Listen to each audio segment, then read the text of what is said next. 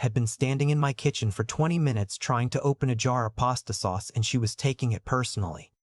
"This is a design flaw," she said, gripping it with both hands and twisting like she was trying to start a motorcycle. "The jar knows it's supposed to open. It's choosing not to. You could just ask me to open it." She looked at me like I'd suggested something genuinely offensive. "I'm not there yet." I leaned against the counter and watched her. She had flour on the back of her left arm from the focaccia she'd made earlier. Her hair was in a bun that had given up somewhere around the second hour of cooking, and she was wearing an old flannel of mine she'd grabbed off the hook by my door when she got cold.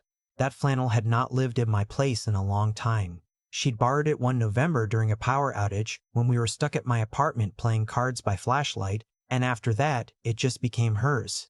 That happened with Nora. Flannels, phone chargers, the good cutting board, entire Saturday afternoons. Things drifted into her orbit and didn't come back. We had been friends for 4 years, which still felt strange to say out loud because it didn't feel like 4 years. It felt like she had always been somewhere in my peripheral vision, making everything else slightly less interesting by comparison. It started because of a parking spot. My building on Maple Street only had one outdoor spot per unit, and Nora had moved into 4B the same week I'd moved into 4A. We both arrived on a Tuesday with moving trucks and strong opinions about who had called dibs. The building super wasn't around. We stood in the parking lot for 10 minutes, arguing with the mutual understanding that neither of us actually knew the rules. Finally, she said, "I'll flip you for it." I said I didn't have a coin. She pulled one out of her jacket pocket immediately, like she'd anticipated the whole thing.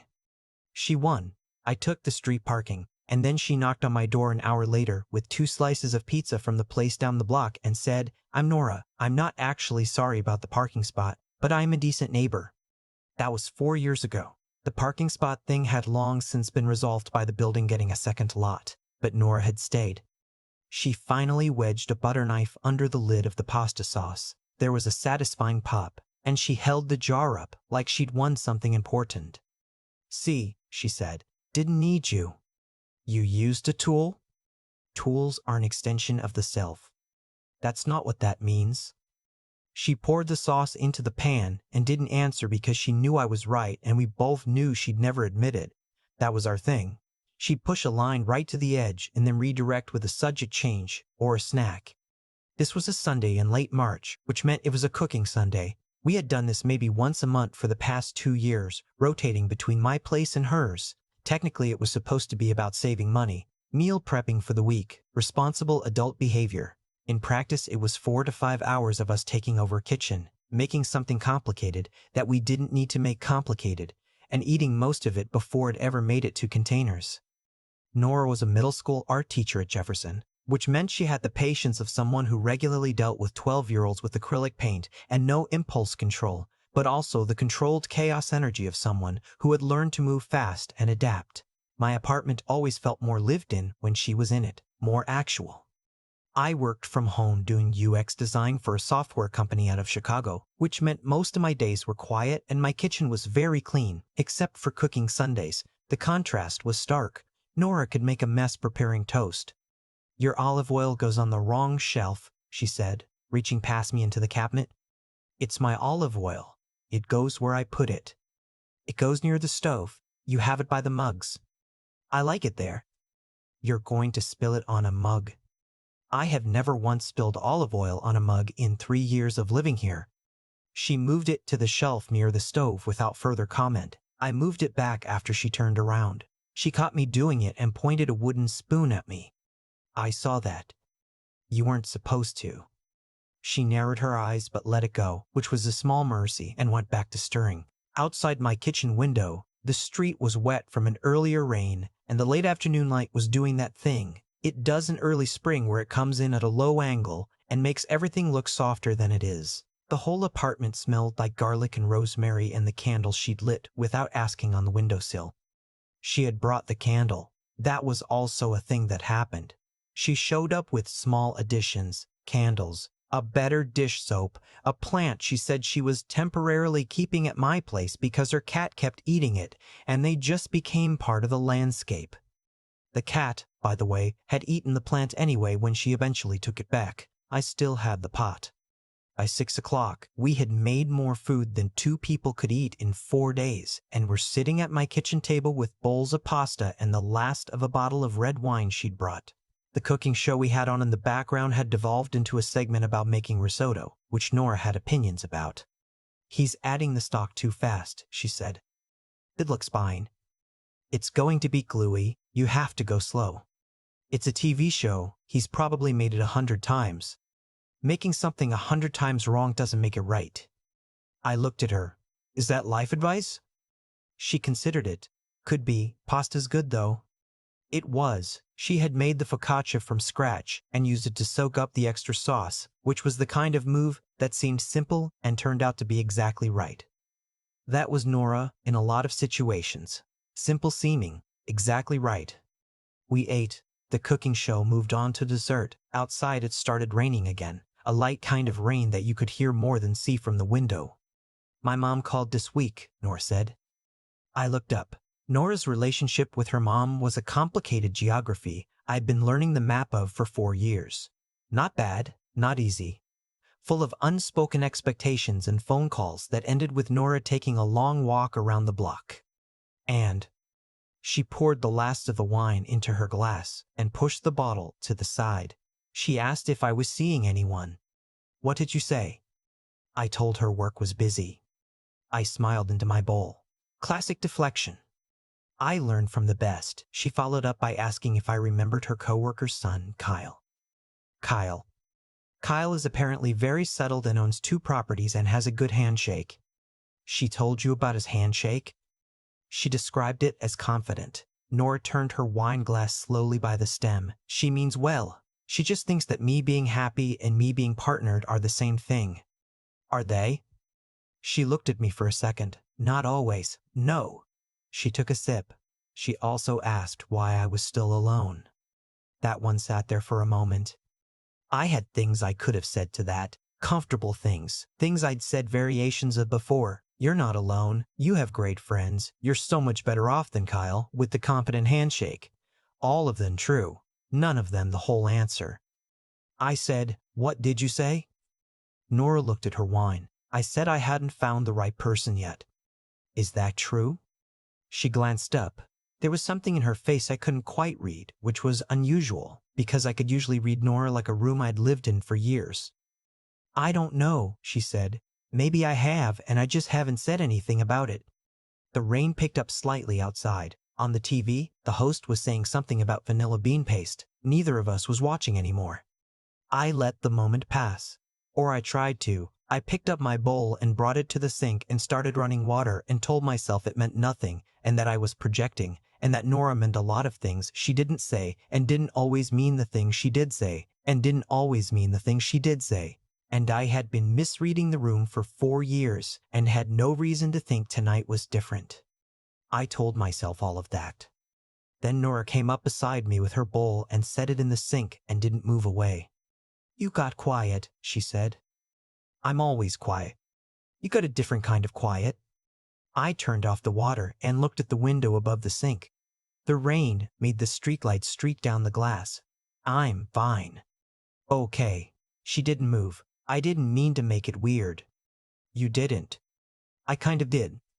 I turned to look at her. She was leaning with her back against the counter now, arms crossed loosely, still in my flannel. Her eyes were doing the thing where they went a little serious under the normal surface of her expression, like there was a current underneath the usual water. "Write in the comments," I said, because the show had broken for a moment and some part of my brain needed somewhere to put the weight of the next sentence. Should I have said something right then? Or is a kitchen sink at 6 p.m. on a Sunday the wrong place for this? Then I said it.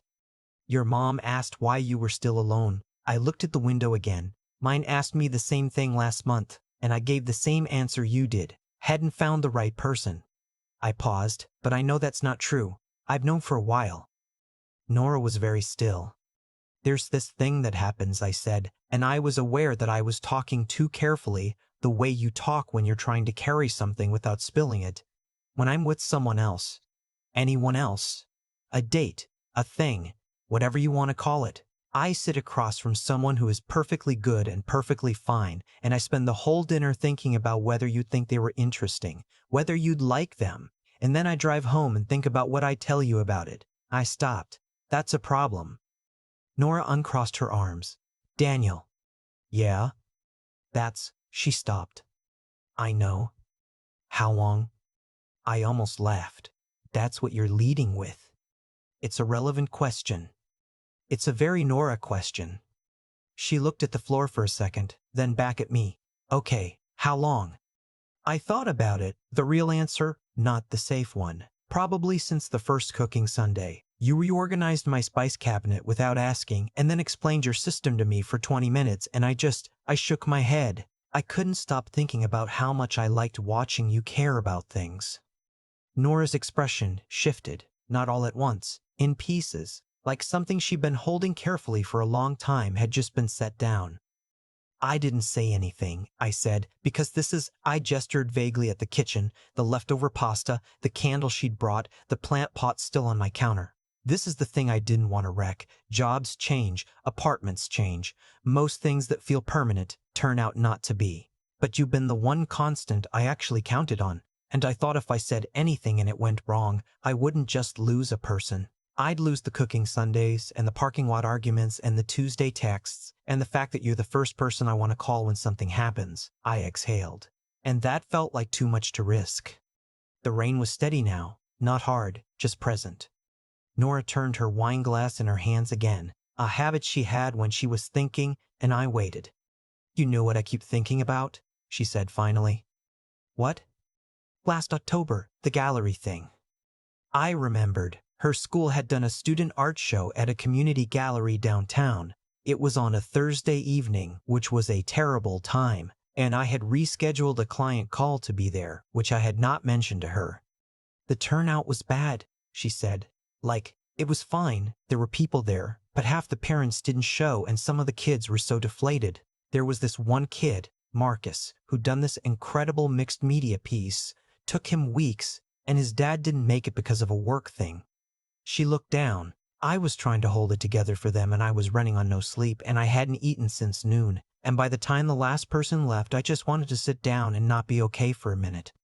I remembered this part. She had found me by the snack table eating a brownie someone had left behind, and I had handed her one without saying anything. And we had sat on the floor of the gallery with our backs against the wall eating the last of the brownies while she told me about Marcus and his mixed media piece, and I had listened and not tried to fix it.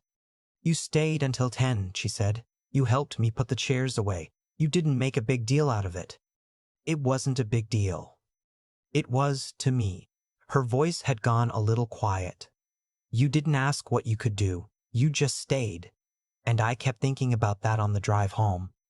About how you always just, she paused, stay. She set the wine glass down on the counter. That's when I realized I had a problem. I didn't say anything. I've tried to be normal about it, she said. I've gone out with other people. I've told myself it was just because we were close and I knew you well, and it was easy and comfortable, and that wasn't the same thing as... She stopped. But then you say something like what you just said, and it's not comfortable. It's not easy. It's actually terrifying, and I kind of hate it. Yeah, I said. Same. She looked at me. So what do we do? I don't know. That's a terrible answer. I know. You're a designer. You're supposed to solve problems.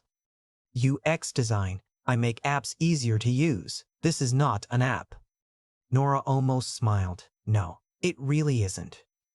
I pushed off from the counter and stood up straighter. I think the honest answer is that I don't want to keep pretending the cooking Sundays are just about meal prep. She looked at me for a long second. They were never about meal prep. I know. I come here every month to spend time with you. I bring wine and candles, and I move your olive oil to the right shelf because I want... She stopped. I want to be the person in your kitchen. I want to be the one you tell things to. I want to be the one you tell things to. I want... Her voice caught slightly. I want to stop leaving on Sunday nights and pretending Monday is just a normal day.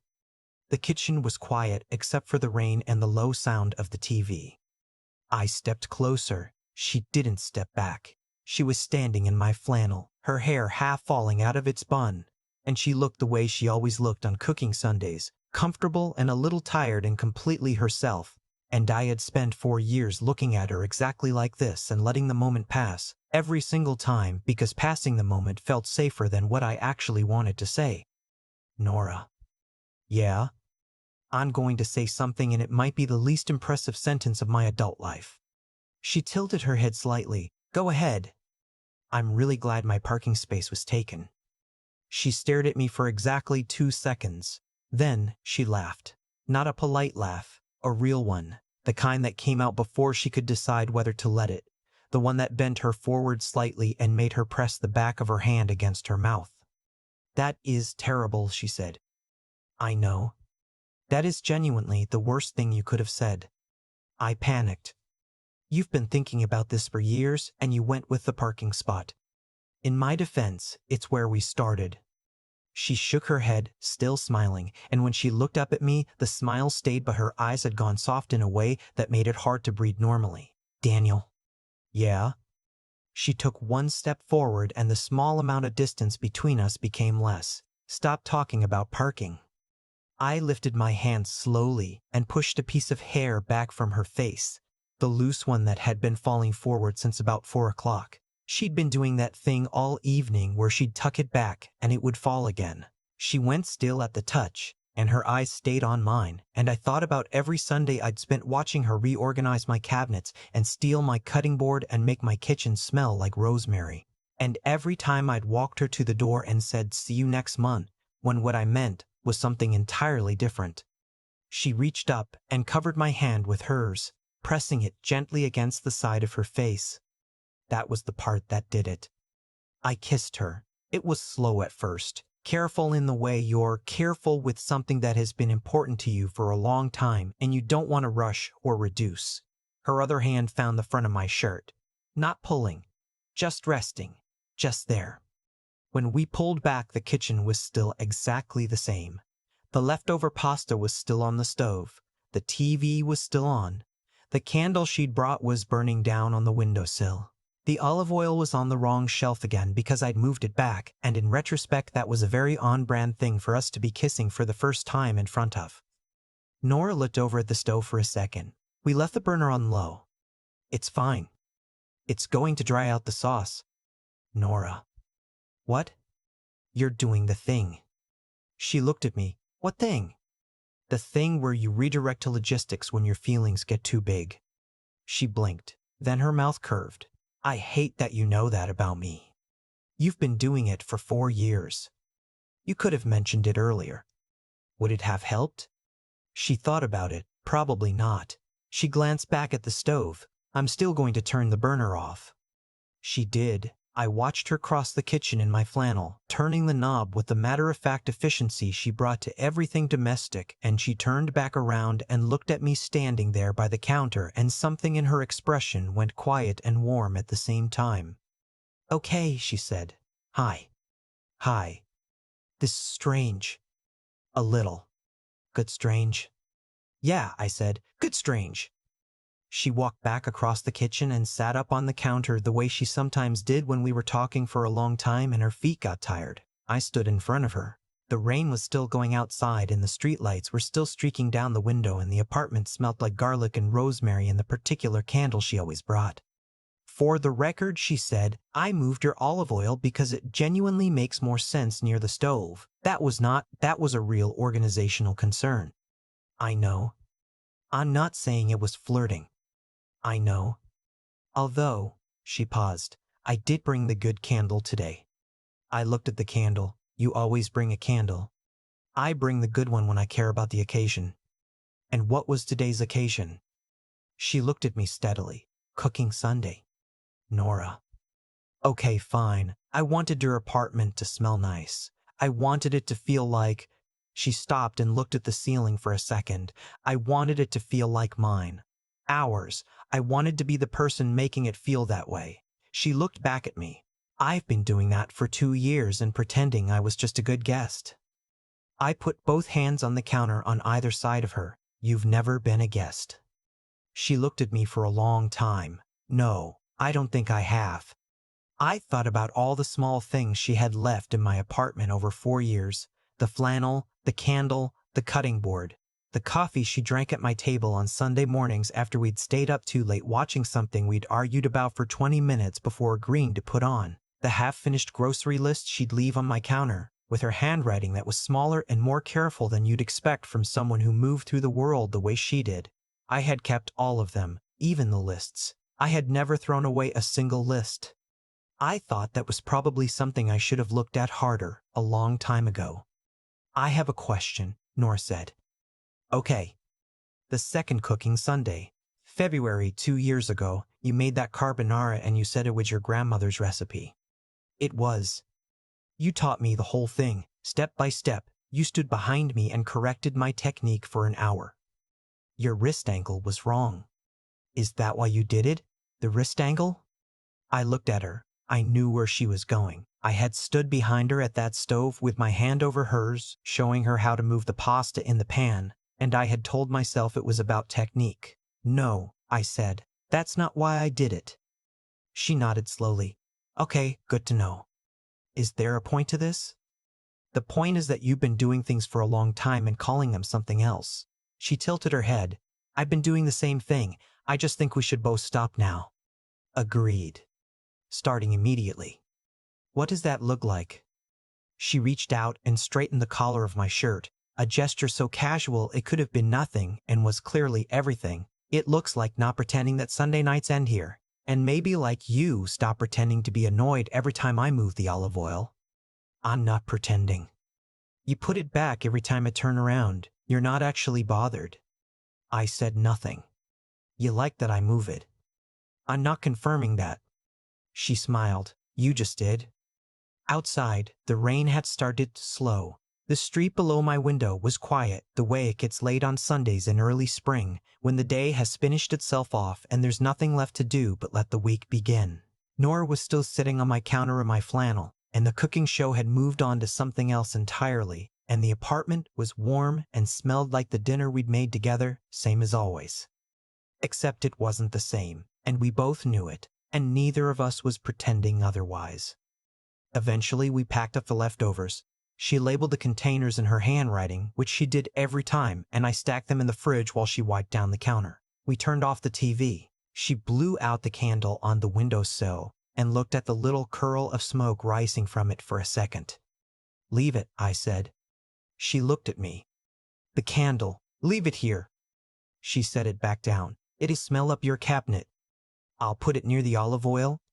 She laughed and shook her head, and then she stopped shaking her head and looked at me, and I thought about every Sunday she'd walked out my door and said, "See you next month," and how every time she did I watched her go and went to bed too awake to sleep. I should head out, she said. You could also not. She looked at the kitchen, at me, at the candle still sitting on the windowsill. Okay, she said, yeah. We ended up back at the table with the last half glass of wine each and talked until midnight, the way we sometimes did when neither of us was actually tired and the evening just kept going.